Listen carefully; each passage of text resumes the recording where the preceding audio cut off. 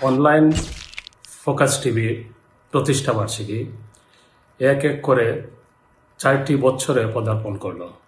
আমি সর্বপ্রথম ধন্যবাদ জানাচ্ছি অনলাইন ফোকাস টিভির পরিচালক আমার অত্যন্ত প্রিয় ভাই আমিনুল হক ওয়েসকে ধন্যবাদ জানাচ্ছি। সাথে সাথে ধন্যবাদ জানাচ্ছি এই ফোকাস টিভি যারা পরিচালকবৃন্দ সহ যারা কাজ করতেছেন তাদেরকেও আমি ধন্যবাদ জানাচ্ছি।